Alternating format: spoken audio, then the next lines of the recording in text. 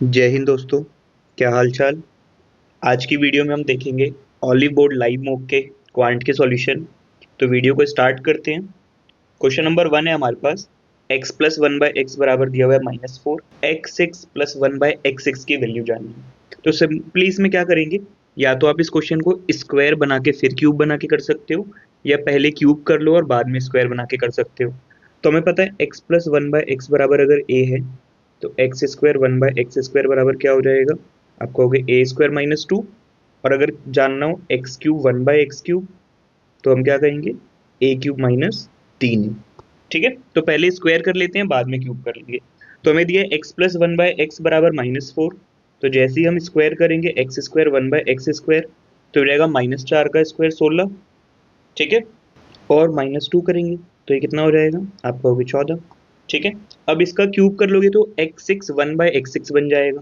तो यहाँ क्यूब कर लो, क्यूब करते ही क्या बन जाएगा, x6 plus one by x6, यहाँ हो जाएगा 14 का क्यूब। ठीक है, और माइनस में 3 टाइम 14। बोलो हाँ या ना। तो 14 क्यूब कितना होता है, आप कहेंगे 2744। और 14 दिया कितना हो जाएगा 42, माइनस करना है। माइनस कर दो, 44 में से 42 गया 0 2, 27 का 27 एज इट इज। आंसर क्या हो जाएगा 2702, ऑप्शन नंबर 1। आगे बढ़े, अगला क्वेश्चन है। रेट ऑफ इंटरेस्ट पहले 5 साल के लिए 13% है, अगले 5 साल के लिए 15% है, और इसके बाद 20% है। अगर टोटल 15 साल में हमने 1440 रुपए का इंटरेस्ट कमाया है तो प्रिंसिपल क्या है। तो सिंपली मान के चलो प्रिंसिपल है 100 रुपए।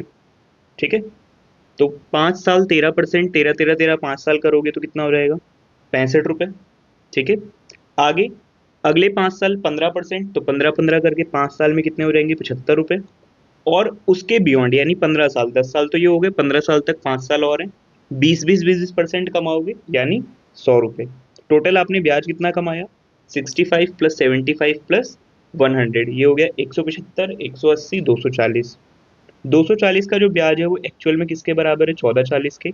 और हम प्रिंसिपल यानी 100 ढूंढने में इंटरेस्टेड हैं। 240 से डिवाइड कर दो, इंटू कर देते हैं 100 से। 0 गया, 24 से गया कितनी बारी में, 6 बारी में। 100 की वैल्यू क्या आ जाएगी 600, यानी हमारा प्रिंसिपल क्या रहा होगा 600 रुपये, ऑप्शन नंबर ए। आगे बढ़े, अगला क्वेश्चन खुद से ट्राई करना, वैसा कुछ है नहीं इस क्वेश्चन के अंदर। इस क्वेश्चन का आंसर आएगा आपका 84, सिर्फ कैलकुलेशन है, आप खुद से कर लेना। नेक्स्ट पे आते हैं। A can complete certain piece of work in 40 days। ठीक है, बी जो है उससे 25% ज़्यादा एफिशिएंट है। सी जो है वो बी से 28% ज़्यादा एफिशिएंट है। ठीक है, फिर बोला गया दोनों ने साथ मिलकर, सभी ने साथ मिलकर 5 दिनों तक काम किया। बचा हुआ काम ए अकेला कितने टाइम में कर देगा। ठीक, तो चलो पहले इस रेशो को थोड़ा ठीक कर लेते हैं। तो हम कह रहे हैं ए बी सी। ठीक, तो 25% ज़्यादा है। ठीक है, 25% का मतलब 4 और 5 की बात हो रही है, 4 से एक ज़्यादा 5। तो ऐसा बना लो इसे कि इसका 28% बढ़ाना आसान हो जाए, यानी हम कर रहे हैं इसे 80 ले लो।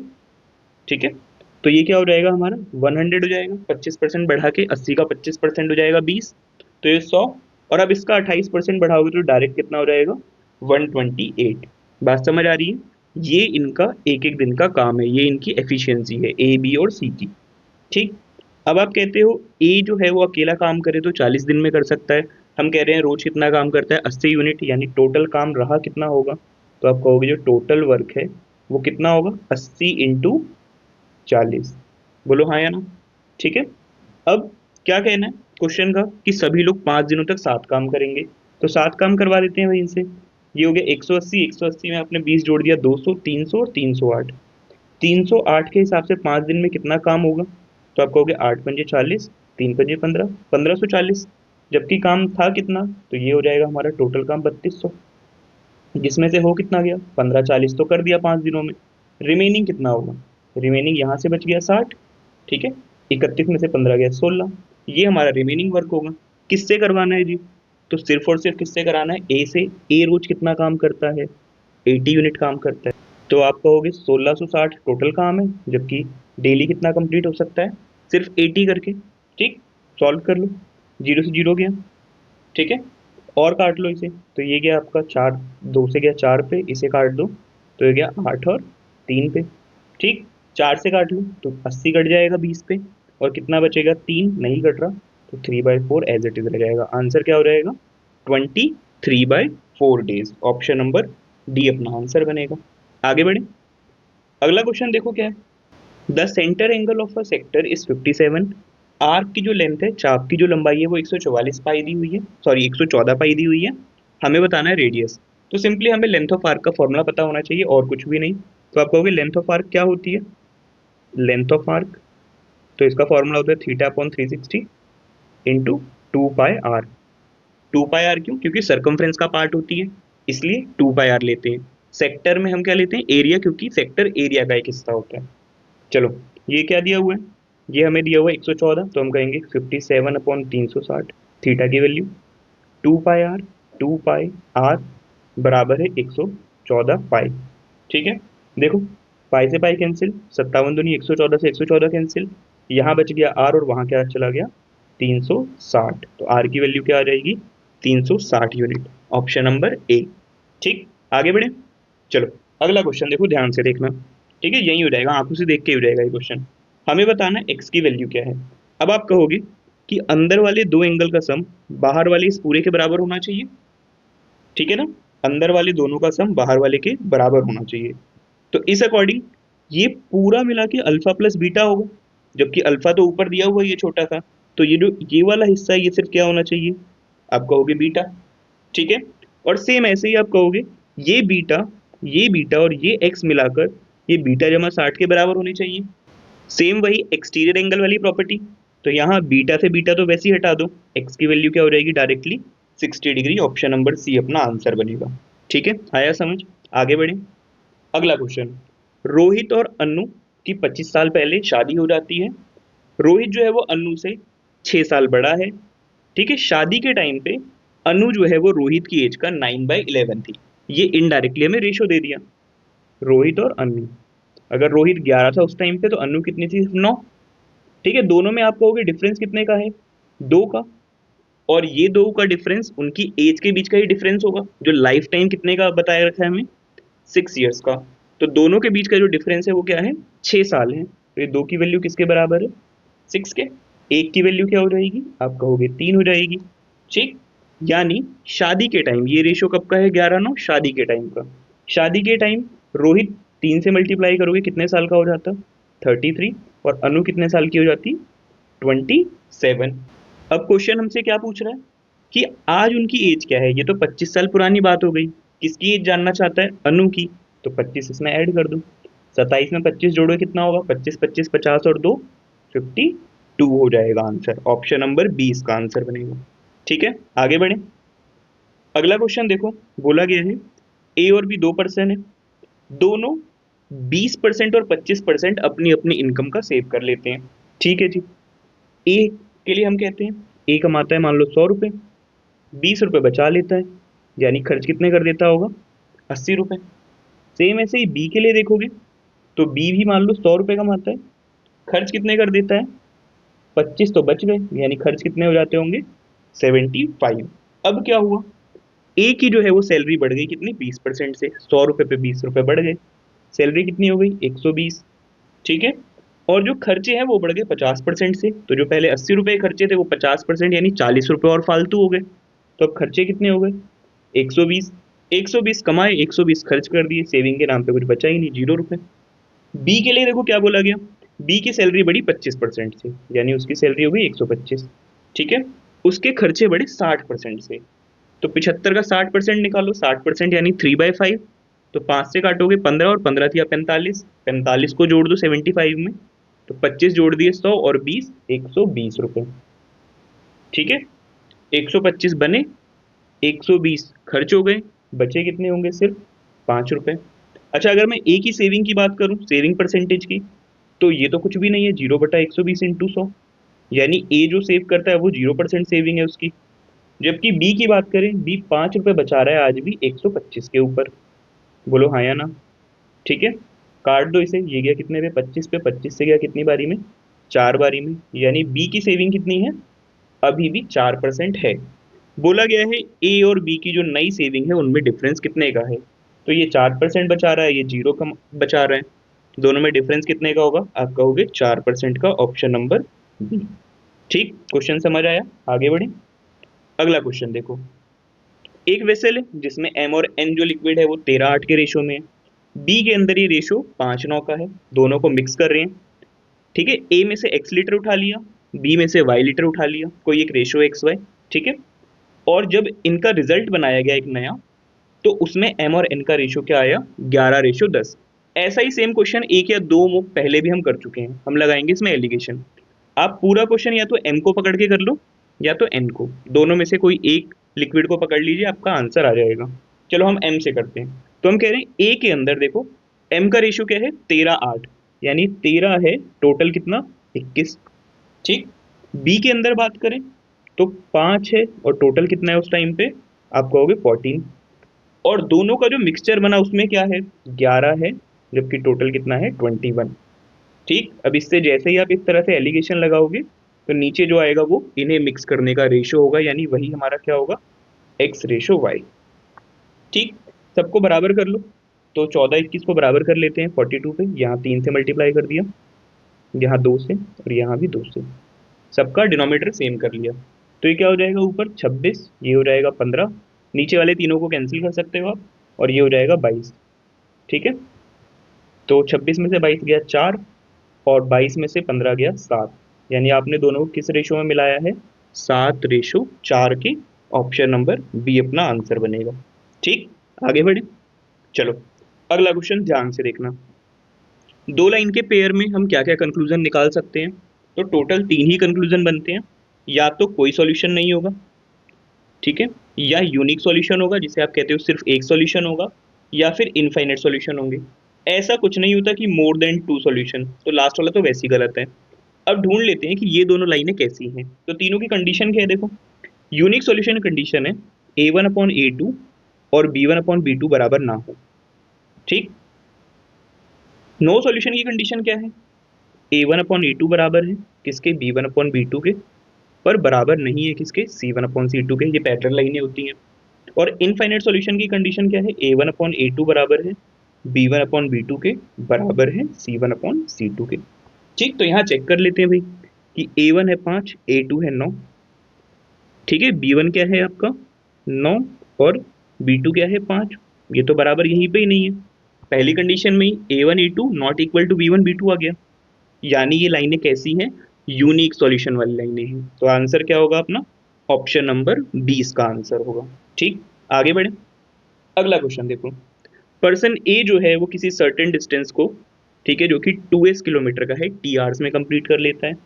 पर्सन बी s/4 किलोमीटर को 1.5 टी आवर्स में कंप्लीट करता है। हमें बताना है दोनों की स्पीड का रेशो क्या है। ठीक है जी, तो स्पीड क्या होती है, तो आपको स्पीड होती है डिस्टेंस अपॉन टाइम। तो डिस्टेंस कितना है ए के केस में, 2s। ठीक, और टाइम कितना है t, ये उसकी स्पीड होगी। बी के केस में तो आप कहोगे s/4। ठीक है, और टाइम कितना है 1.5t, तो मैं यही नीचे लिख देता हूँ 1.5t, और इन दोनों का रेशो चाहिए, यही स्पीड का रेशो है। तो s से s कैंसिल, t से t कैंसिल। ठीक है, ये 15 चौक 60, यानी 6 को उठाकर यहाँ पे ले आओ तो ये हो जाएगा 12, और वहाँ कुछ नहीं बचेगा, यानी क्या बचेगा 1। तो ए और बी में स्पीड का रेशो क्या होगा, 12:1, ऑप्शन नंबर सी। आगे बढ़े। चलो अगला क्वेश्चन देखो ध्यान से। x/cos बराबर y/sec दिया हुआ है, 10 - cot पूछा गया है। सबसे पहले ऐसा करते हैं, दोनों को उठाकर ऊपर ले आते हैं, उसके बाद देखेंगे। तो ये हो गया x इंटू साइन बराबर y इंटू कॉस।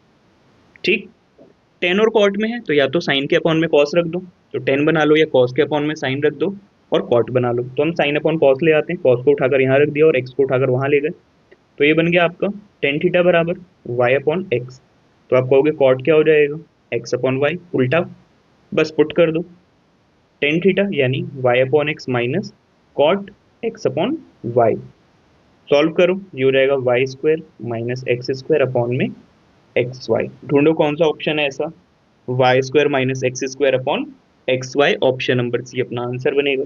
ठीक, आगे बढ़े। चलो भाई अगला क्वेश्चन देखो, डीआई का क्वेश्चन है, कुछ भी नहीं है, सिंपल प्लस माइनस करना है, आप खुद से ट्राई करना। आंसर आएगा इसका 40%, ऑप्शन नंबर सी। मैं आगे बढ़ रहा हूँ। अगला क्वेश्चन देखो, बोला गया है the average marks of class increased by 1.5। ठीक है, अगर एक बच्चे के जो मार्क्स थे वो 47 थे, पर आपने गलती से क्या रीड कर लिया था उसे 77। सही वाले मार्क्स थे 47, गलती से रीड कर लिया हमने 77, तो सभी का एवरेज कितना बढ़ गया 1.5। हमें बताना है क्लास में कितने बच्चे थे। डेविएशन से सोचना सिर्फ इसे, ठीक है, कि 30 की गलती हुई है। देखो आप कहोगे 30 की गलती हुई है जी, ठीक है, 30 ज्यादा ऐड कर दिया आपने, जिसकी वजह से हर एक को डेढ़ डेढ़ डेढ़ 1.5 ज्यादा मिल गया। तो 1.5 कुछ लोगों ने रिसीव किया, ठीक है, जबकि वो मिला किस में था, जब सारा इकट्ठा कर दोगे तो किसके बराबर था, 30 के बराबर था। तो बस सॉल्व कर लो कितने बच्चे हैं, 1.5 से काट दो तो पॉइंट का 0, और 15 से काट दिया कितनी बारी में, 15 दूनी 30। क्लास में कितने बच्चे होंगे 20। ये आंखों से देख के करने वाला क्वेश्चन था कि 30 का डेविएशन है और हर एक को 1.5 1.5 मिला है, तो ऐसे बांटने वाले 20 लोग रहे होंगे। ठीक है, आगे बढ़े। अगला क्वेश्चन देखो, अगेन डी आई है, खुद से ट्राई करना, थोड़ा सा कैलकुलेटिव है, ठीक है, पर करोगे तो हो जाएगा। 42 इसका आंसर आएगा, ऑप्शन नंबर सी इसका आंसर होगा 42। मैं आगे बढ़ रहा हूँ। अगला क्वेश्चन देखिए, अब इस क्वेश्चन में देखना, ये भी आंखों से देख के करने वाला क्वेश्चन है, बहुत कुछ इसमें नहीं करना आपको। एक चीज को बस सीखना, क्या सीखना है कि अगर मानो आपसे कंपैरिजन के लिए पूछा गया कि आपको सभी चीजें रूट्स में गिवन है, सर्ट्स गिवन है, ठीक है, और दोनों सर्ट्स के बीच में, मतलब जितने भी आपको सर्ट्स गिवन है उनमें जो डिफरेंस है वो क्या है, सेम है। अभी आप कहोगे यहाँ कैसे सेम है, तो अगर मैं इस 2 को √4 लिख दूं तब तो आपको सेम दिखने लगेगा 5 और 4 में।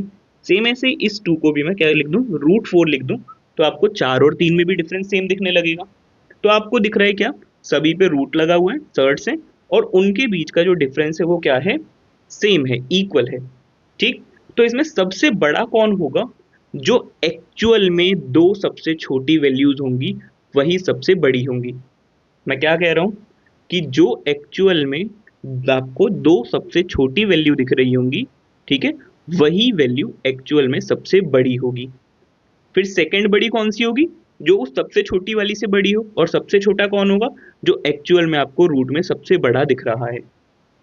ठीक है, जैसे देखो एग्जाम्पल के लिए बोलता हूं मैं, कि आपको मैं कहूं कि √2, ठीक है, और √1 में ज्यादा डिफरेंस होगा, मतलब ये गैप ज्यादा बड़ा है, या √100 और √99। ठीक, तो आप इसे सॉल्व करोगे ना, तो यहाँ देखो ये लगभग 1.41 होता है, और ये आपका होता है 1, तो यहाँ पे आप देखोगे तो 0.41 का लगभग डिफरेंस आ जाएगा। जबकि ये देखोगे तो ये आएगा आपका पूरा 10, और ये आपका 9.99 समथिंग ऐसा कुछ आएगा, यानी यहाँ पे आपका जो डिफरेंस होगा वो 0.01 जैसा कुछ आएगा। तो बस मैं यही समझाना चाह रहा हूँ क्या, कि डायरेक्टली ये हम ध्यान रखेंगे कि अगर डिफरेंस आपको सेम मिल रहा है तो जो आपको छोटा दिख रहा है वही एक्चुअल में बड़ा होगा। ठीक, चलो, तो इसमें आपको सबसे छोटा कौन दिख रहा है, तो आप कहोगे -4, ये जो √4 और √3 वाला सबसे छोटा पेयर है, तो ये सबसे बड़ा होगा, यानी सी सबसे बड़ा है।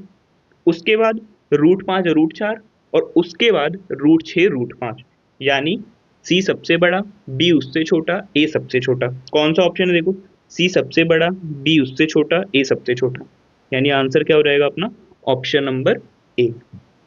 आपको ये बात समझ आई या नहीं, ठीक है, बताना, और आपने क्वेश्चन कैसे किया था ये भी कमेंट करके बताना, और वीडियो को अपने दोस्त के साथ शेयर जरूर कर देना जिसे इस वीडियो की जरूरत हो।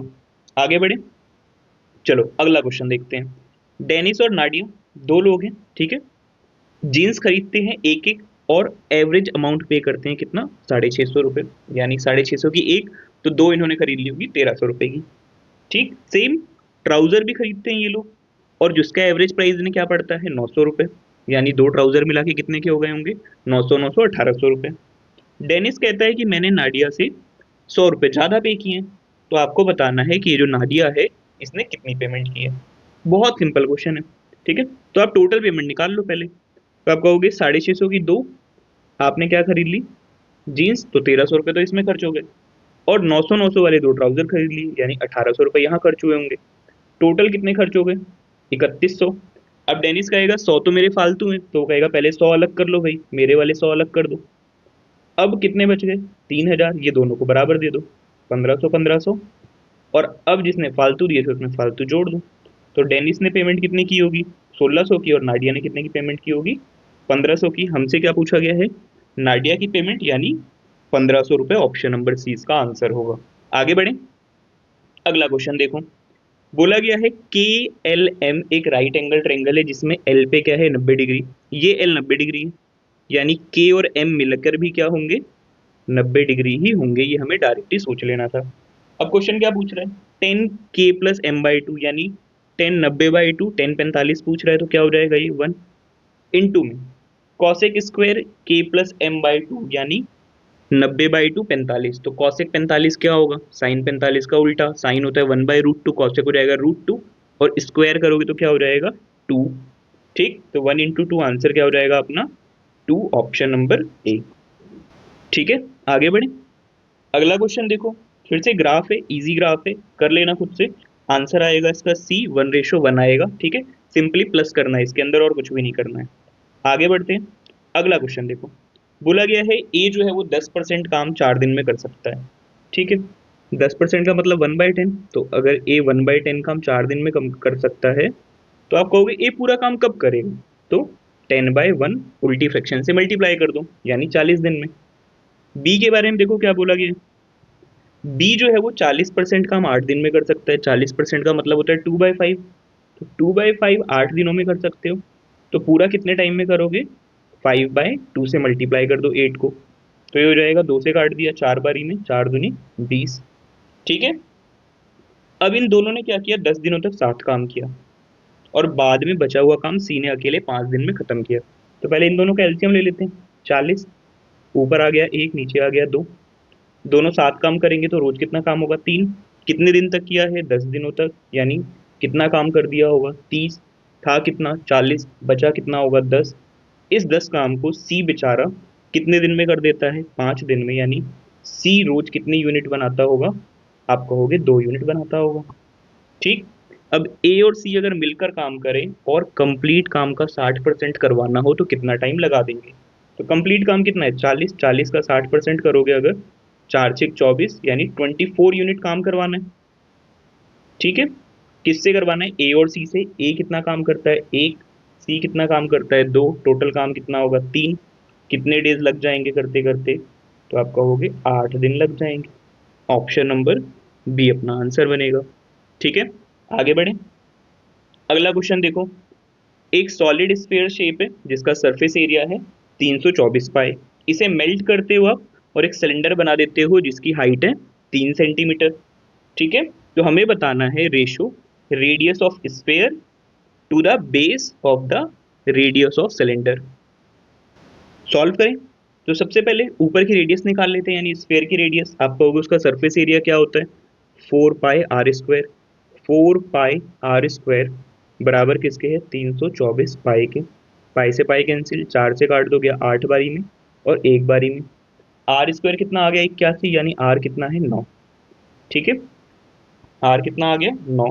अब आप इसे मेल्ट कर देते हो, मेल्ट करके क्या बना दिया आपने इसका सिलेंडर बना दिया, तो मेल्ट करके आपको पता है कि वॉल्यूम चेंज नहीं होता, तो एक तरफ तो आप कहोगे स्फीयर का वॉल्यूम 4/3 πr³ 9 × 9 × 9, और दूसरी तरफ सिलेंडर का वॉल्यूम πr², r पता नहीं पर h कितना है 3, πr²h। ठीक है, काटने की कोशिश करो, 3 से इसे काट दिया 3 बारी में, इस 3 से ये 3 कैंसिल, पाई से पाई कैंसिल, r² बराबर आ गया 9 × 9 × 4, 4 में भी आपको पता है 2 बार 2 होता है, तो आपको r की वैल्यू क्या मिल जाएगी, पेयर क्या क्या है 2 और 9 का, यानी r कितना हो जाएगा 18। ठीक है, अब हमें क्या जानना है रेशो जानना है किसका, रेडियस ऑफ स्फीयर यानी 9 किसके साथ, सिलेंडर की रेडियस के साथ यानी 18, आंसर क्या आ जाएगा 1:2 यानी ऑप्शन नंबर बी। ठीक, आगे बढ़े, चलिए अगला क्वेश्चन देखो। अगला भी बेसिक सी कैलकुलेशन है, खुद से करना ही, आंसर इसका क्या आ जाएगा 231.5, या चलो मैं करवा ही देता हूँ।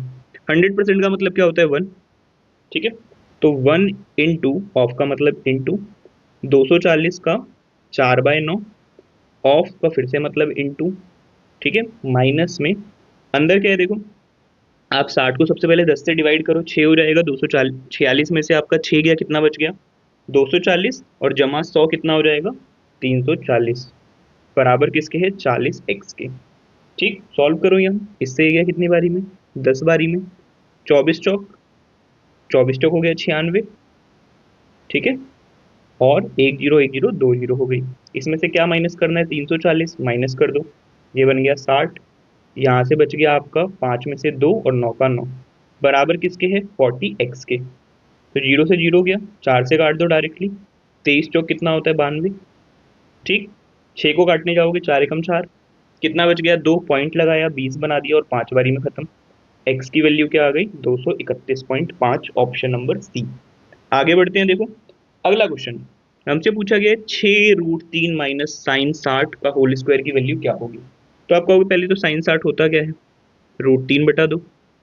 ठीक, सॉल्व कर लेते हैं। a माइनस बी का whole square, a square plus b square minus 2ab। तो 6√3 का स्क्वायर करोगे, 6 का हो जाएगा 36, √3 का हो जाएगा 3। ठीक, प्लस में बी स्क्वायर, √3/2 का स्क्वायर करोगे तो √3 का हो जाएगा 3 और 2 का हो जाएगा 4 माइनस 2ab। तो 2 इंटू 6√3 इंटू √3/√2। ठीक है, 2 से 2 कैंसिल, √3 कितना हो गया, 3, यानी 6 तिया कितना हो गया, 18, और ये कितना हो गया, 36 तिया 108, प्लस में 3/4। 108 में से 18 माइनस कर दो, कितना हो गया, 90, और 3/4 को क्या लिख सकते हो, 0.75। आंसर क्या हो जाएगा, 90.75, ऑप्शन नंबर बी। ठीक, आगे बढ़े, अगला क्वेश्चन देखो भाई। अगला क्वेश्चन है, दो पाइप जी और के अटैच किए गए हैं किसी सिस्टम में, ठीक है, और दोनों मिलकर पूरे के पूरे सिस्टम को 84 मिनट्स में फिल कर देते हैं। कौन कौन, जी और के। ठीक है जी, आगे बोला गया है सेम सिस्टम को जी अकेला अगर काम करे तो 2 घंटे में फिल करेगा। तो इसे भी मिनट में लिख देते हैं, यानी जी अकेला इसे 120 मिनट में फिल कर देगा। आगे जानना है के बारे में, तो कुछ है नहीं इस क्वेश्चन में वैसे, बस सॉल्व कर लेते हैं। एलसीएम लोगे तो आपको पता है ये 12 × 7 है, ये 12 × 10 है, तो 12 आएगा, 7 आएगा और 10 आएगा। उस पर 12 × 7 है तो इसे 10 दे दो, इसे 12 × 10 है तो इसे 7 दे दो।